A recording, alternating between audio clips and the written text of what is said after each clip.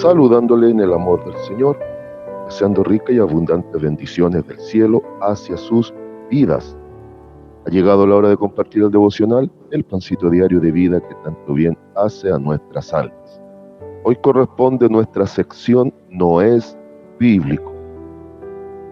Y hoy, así como también estuve considerando hace unos días atrás algunas áreas de escatología, donde analizábamos lo que era el milenio,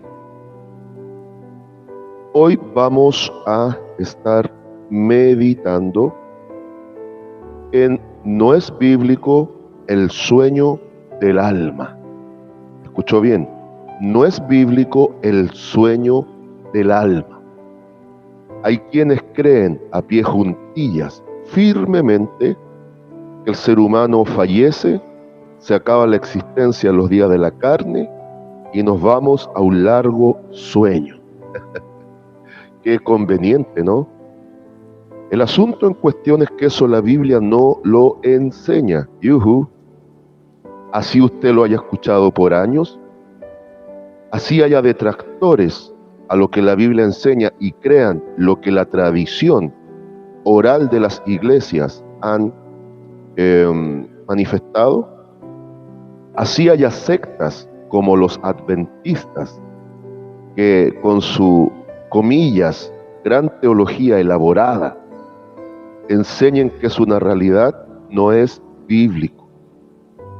No es bíblico que fallece el ser humano y se va a una larga siesta. No. ¿Dónde viene la confusión? Por algunas expresiones usadas en el Nuevo Testamento, algunas usadas por Lucas y otras usadas por Pablo.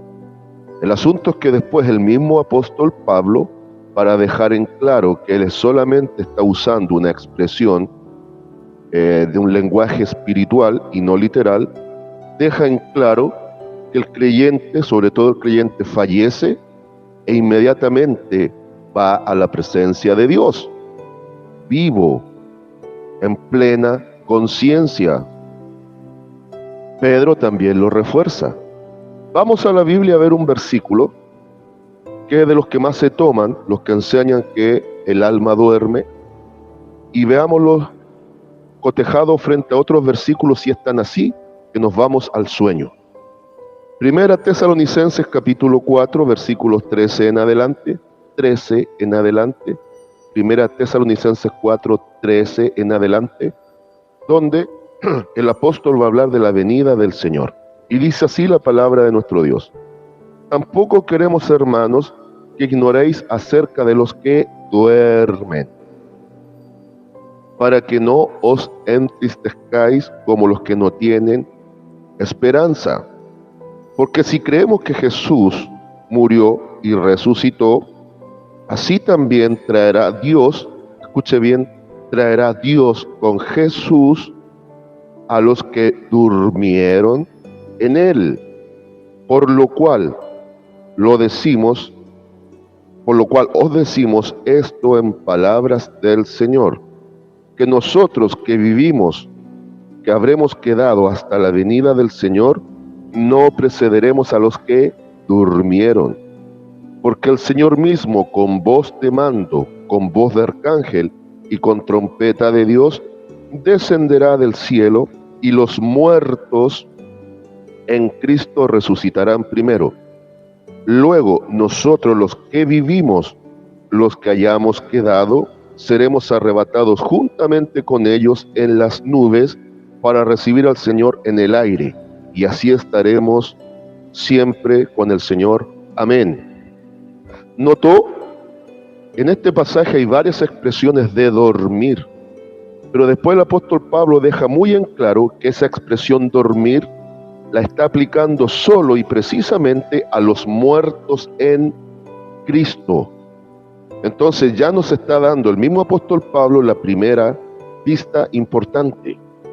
La expresión dormir para los que fallecen solo se usa para los niños y para los creyentes. Ajá. ¿Escuchó bien? solo se usa para los niños y para los creyentes, y no en todos los casos. Lleve su mente al pasaje donde el Señor Jesús va a resucitar a la hija de Jairo. Búsquelo usted en casita y no me pida que le dé toda la mamadera preparada y en la boca, por favor. Búsquela dentro del contexto de los evangelios. El pasaje de la resurrección de la hija de Jairo. Búsquelo. Y el Señor dice que la niña duerme. Pero los discípulos, que eran tan lentos como nosotros a veces somos lentos, ellos pensaron que la niña estaba durmiendo una siesta. Lamentablemente hay cristianos que no disciernen estos versículos y piensan que eso es lo que sucede con el cristiano que ha fallecido. O incluso piensan que con todo ser humano pasa lo mismo. No, no y no. Cristo estaba hablando literalmente que la niña había muerto. Pero ¿cómo es esto que la expresión dormir solo se use en el caso de niños y en el caso de creyentes? Y la respuesta es sencilla, porque los niños en inocencia, no me refiero a estos niños delincuentes y ratas que hay hoy por hoy que ya saben las cosas y las hacen con maldad, allá no me voy a meter, pero quiero hablar de los niños inocentes que aún no dan razón de sí y que el pecado no ha cobrado víctima en su corazón. De esos niños, el pecado original con el que nacemos todos en la obra de la cruz también fue anulado. Si no fuese así, tendríamos que creer que existe el limbo, lo que enseña la aberrante religión católica, apostólica y romana. Tendríamos que creer que hay un lugar intermedio para los niños, el limbo. Y si el ser humano duerme, tendríamos que decirle tienen razón. Entonces existe el purgatorio, donde van las almas a dormir un rato hasta ver si salen o no salen de ese lugar y van al cielo o al infierno. No, amada iglesia, despierte de la inocencia y usted salga de la ignorancia. Hay solo cielo e infierno. Y nos vamos o al infierno al morir o al cielo al morir en plena conciencia. Entienda que la vida no está sustentada por el cuerpo. La vida está sustentada por el soplo divino que está impregnado en el ser humano. Y ese soplo, como tiene esencia divina, no puede morir y no deja de funcionar. Entiéndalo. Si hay inmortalidad en el alma, inmortalidad en el sentido que no se prende y apaga como con un interruptor, encendido y apagado. La conciencia humana que está en lo profundo de nuestro espíritu, de nuestra mente, de nuestro ser, esa conciencia nunca deja de ser. Pablo, cuando usa esta expresión aquí y le explica a los hermanos de Tesalónica, deja claro que se está refiriendo al creyente que fallece, porque para el creyente fallecer es simplemente, en un lenguaje espiritual, como dormir, porque usted en confianza, en esperanza y en fe se acuesta en el sueño de la noche y sabe y tiene fe que al otro día va a abrir sus ojos y va a despertar. Esa es la esperanza, esa es la fe que tiene el creyente. Sabe que trascendiendo al fallecer, al separarse la parte espiritual de la parte corpórea, sabe que su parte espiritual va inmediatamente a las manos más seguras de Dios, pero no a dormir. Lo que sí se acepta, que el creyente descansa de sus obras terrenales, solo esperando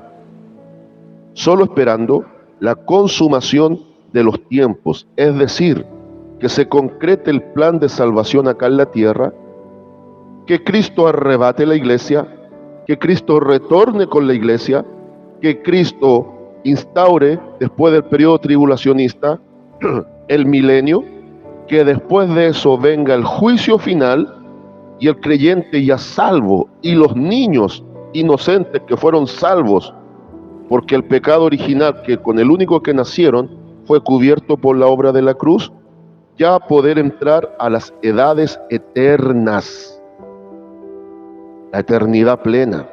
Ahora, ¿cuál es mi sustento? Y le voy a hacer un par de preguntas y trate de responderlas.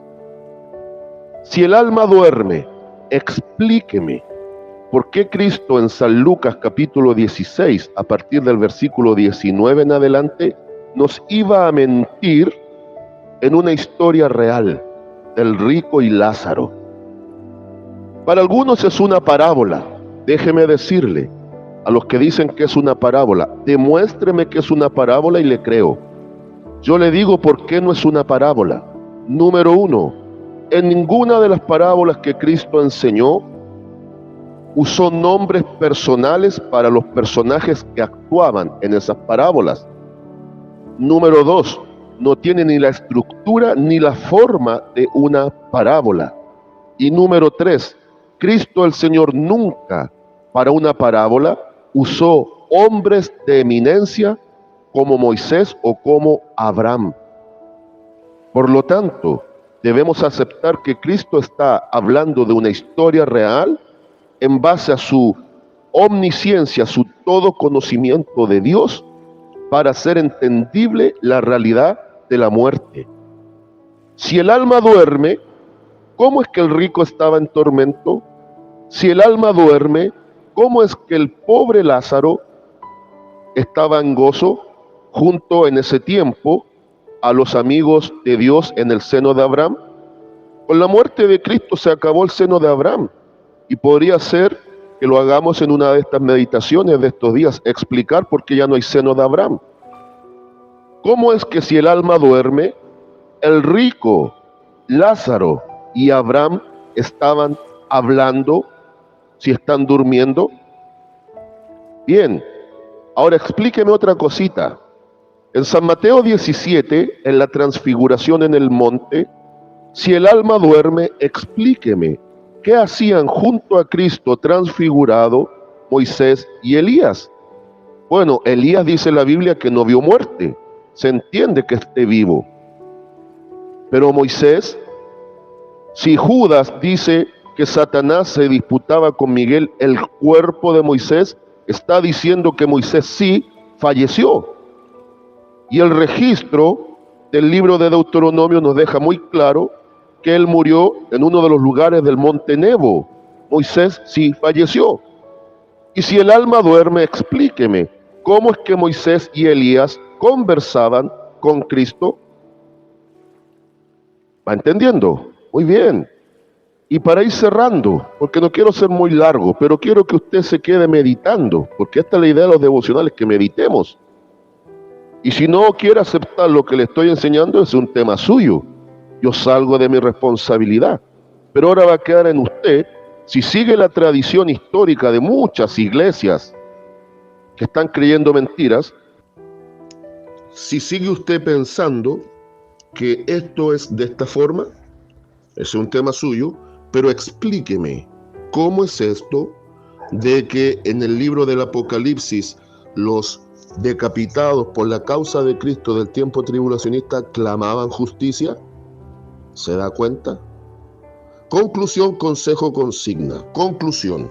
Dormir es solo una expresión para diferenciar a los que mueren en Cristo, a los niños fallecidos, de los incrédulos. Consejo.